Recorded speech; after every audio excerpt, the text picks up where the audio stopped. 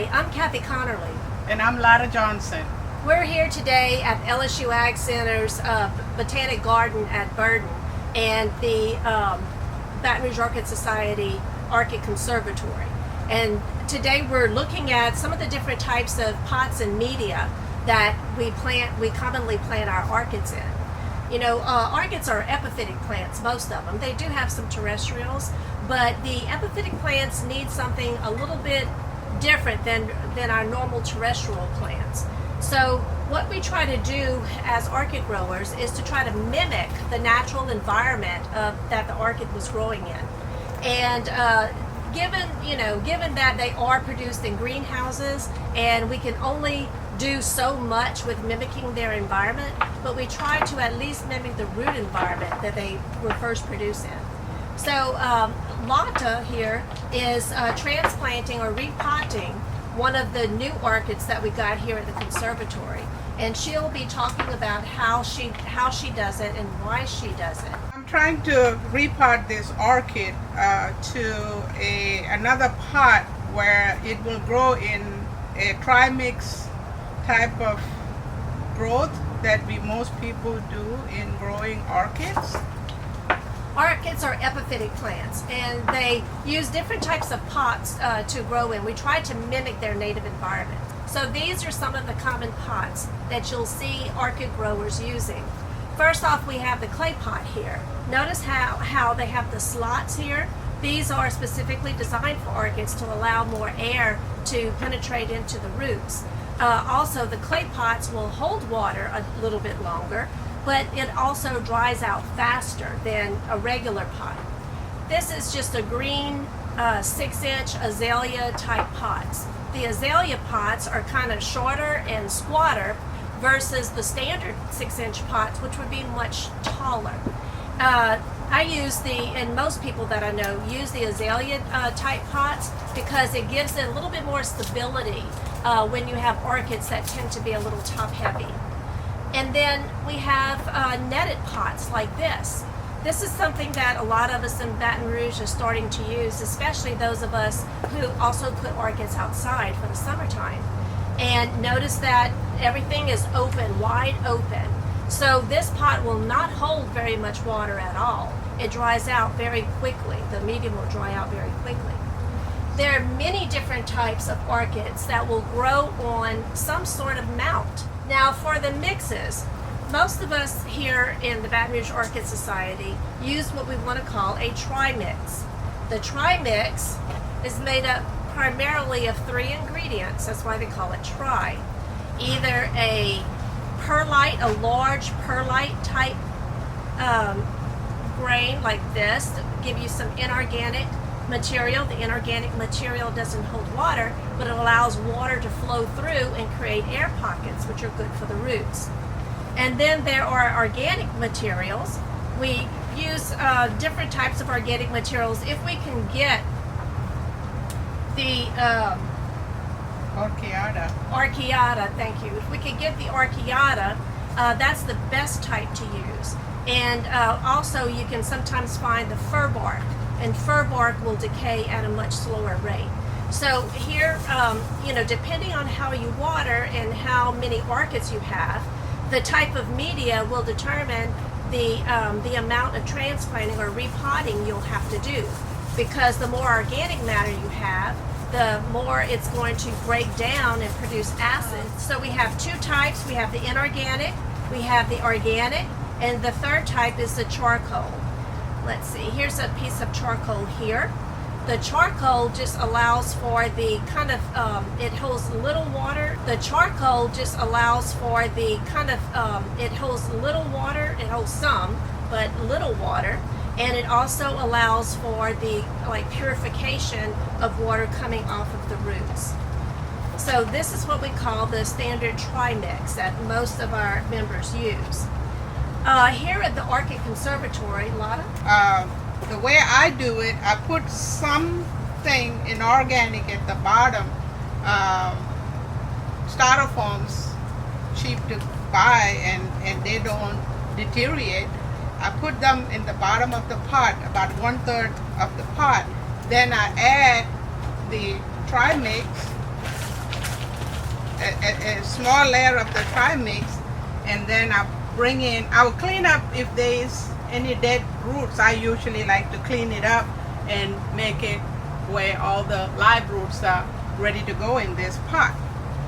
And then I put the orchid in the pot where I'm going to repot it. Make sure that this is the old part of the orchid. As you see with the new growths, this is the new part of the orchid. So I push the old part of the orchid to the back of the new pot that I'm about to pot this into. And I also keep the orchid the rim level of the pot I'm potting to, so that they can grow forward, and if it get to the other end, it can grow out rather than get cramped inside the pot. At this point, I will add the trimix, and I push them in as we go.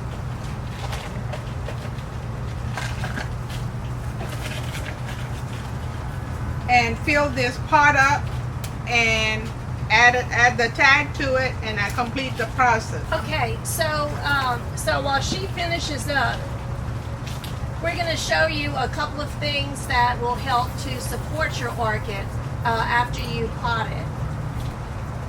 As I'm filling up this pot, I am making sure it is the potting mix is getting in between the orchids, otherwise it will fall off. Orchids don't like to be wobbling all over the place, because as the new roots come in, they like to be stable. So when I'm using a clay pot like this to repot an orchid, I use something to stabilize the orchid. These are some great pot clips. I like to take and bend them, and that way they can go over the center of the orchid without really damaging it. It secures it but doesn't cut into the orchid. So I'm trying to see what's the best way to send this orchid clip through the orchid, and this little clip loop ties it to the side, and you see the orchid is not going to come out. It's going to hold it. It'll be stable. They like to be stable. You can also use the stakes, but it doesn't make the orchid quite as stable when you use the stakes. Plus, stakes are also beneficial if the orchids are very tall, because just using the clip might not hold it together. So we also use stakes to hold it up. Okay, awesome. And at the conservatory here, we are trying to use just inorganic materials to pot the orchids. We are still in the experimental stage. We are just using styrofoam, and on the top of it we're going to use some hair dye to hold the styrofoam down. Okay, we talked about some of the different pots that you can use, and also the potting techniques. Now we're going to show you a different type of potting technique, or growing technique that was mentioned earlier, and that is using mounts. As you can see here, this is a cork mount, and it's literally the bark of a cork tree that you can purchase. You can purchase at stores. You can purchase it online. And here's one that is completely done. You can see that it still has the wire around it that was used to train the plant to secure it to the slab. And once those roots are established, then you can remove the wire. Here's another common one. It's just a fence post, a cedar fence post, and or fence board. And then here's one with, you can see the established root system, and this plant is thriving on this cedar fence board. But there's also things that you can have kind of fun with too, with mounting orchids. One of them is just in a pot. You can see this one was mounted just on the upside down orchid pot. and is thriving nicely. Notice that we hang it. We don't keep it on the ground because obviously the roots would break off eventually by attaching themselves to the bench or wherever you're growing it. So these are all orchids that are hung. There are other things too that you can put it on. Here's one on driftwood. Driftwood is really good.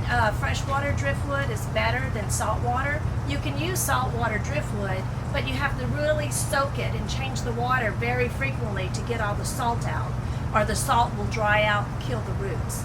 So driftwood is great. We like to go canoeing, so we collect that a lot.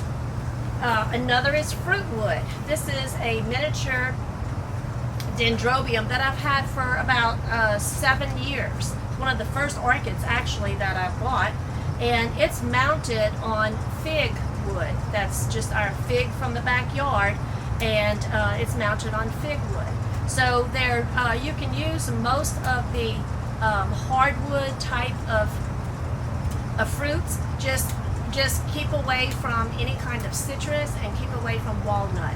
They produce toxins that will come out and will have a lot of orchids have problems with those toxins.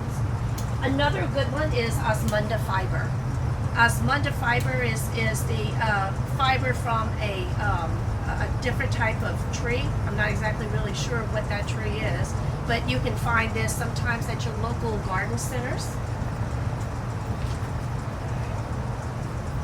Here is kind of one that is kind of fun. It is being grown on the side of a decorative container, a terracotta container, which is a lot of fun.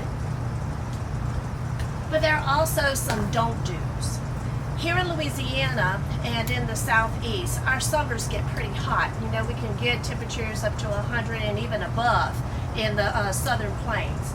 So even though you might be tempted to have something growing on a rock or even a piece of tile like this, it makes a very cool and unusual display.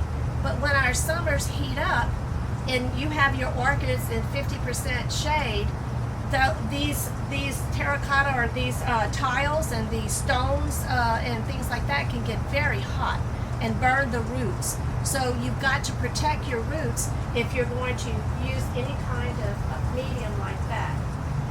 We advise not to, just to make sure that you give your orchids the very finest start when you're mounting them. Okay, I have this piece of bark here, and I've got a epidendrum tapensis, and that's crossed with a Laleocat Emily Clarkson. And I'm going to take it and I'm going to put it onto my cork board here.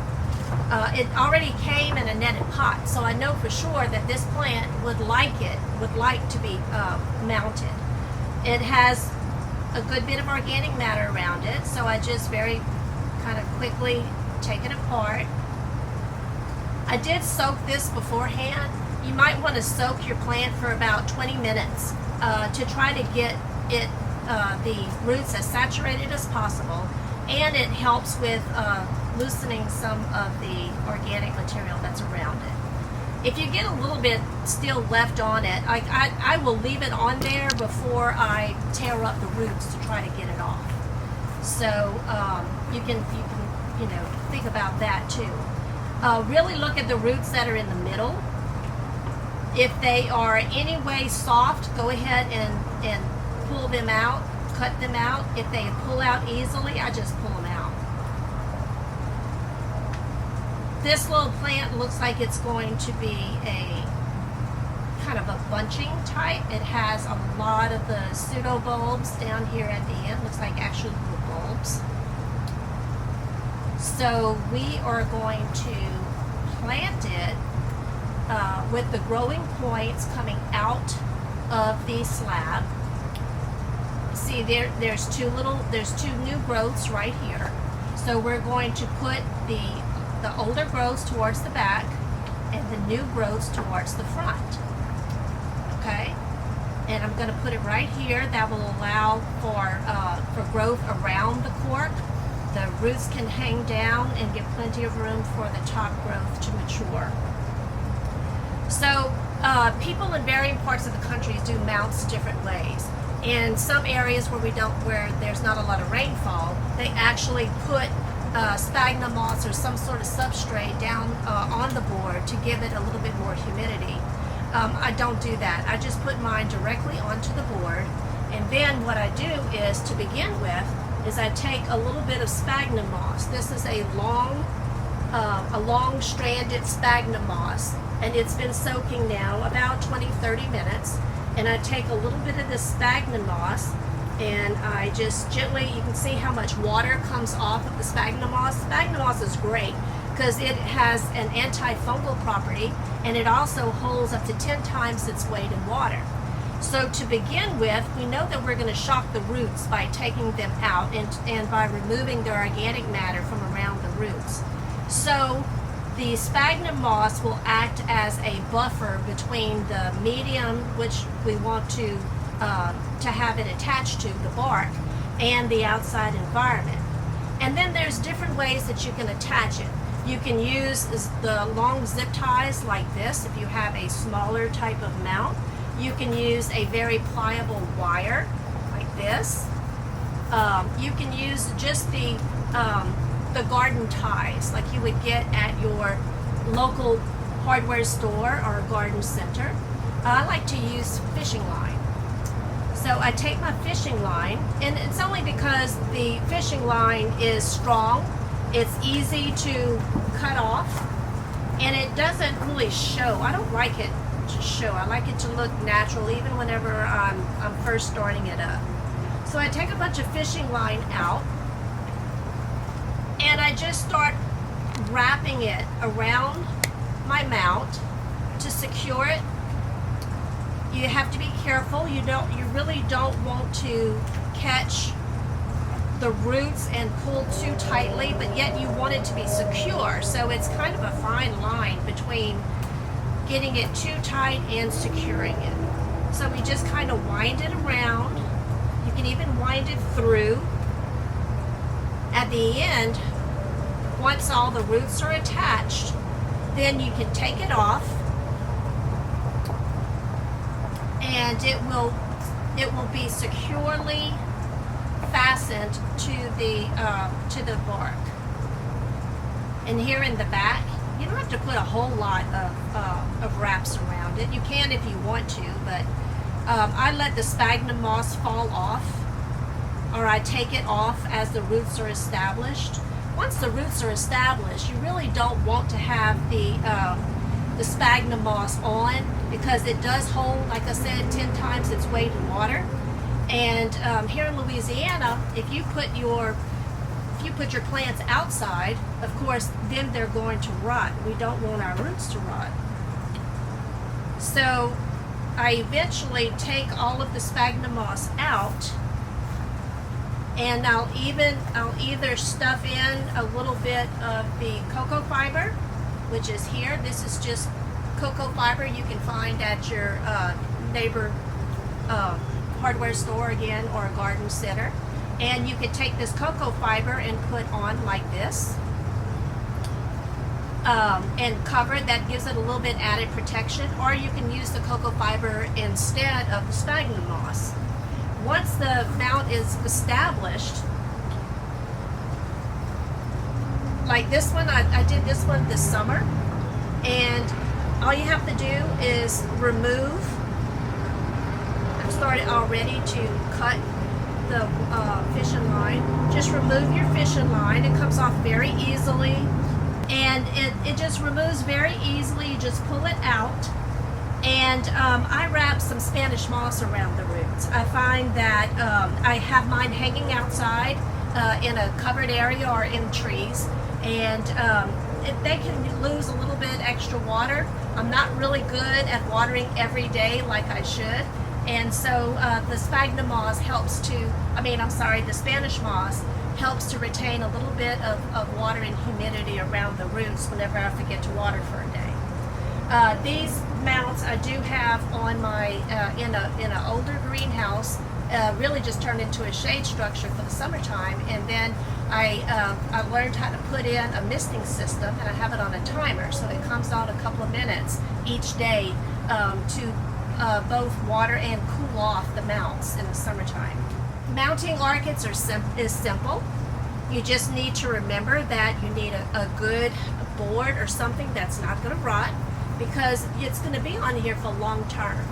You can take it off. There are ways to remove it. You can soak the board and have the roots come away from it, and you can do another mount mounted on something bigger. But you want to try to start off with something that's big enough and strong enough so that you can hang this up, and the orchids will completely grow around the slab, and it will hold for many years. So good luck. We would like to also talk to you about the watering. Depending on the medium that you're using, the watering also changes. If you're going to use just with styrofoam, for example, you have to water them every day because the styrofoam dries out very quickly. But if you're going to use with some organic material like this tri-mix, you can water them once a week, or in summer when it is 100 degrees, I water them twice a week. So when you water them, make sure they are completely saturated. That means you have to hold the water for a little while, and you should be able to see the bark changing color. You can see how it is getting saturated. For the mounts, you really need to saturate your substrate.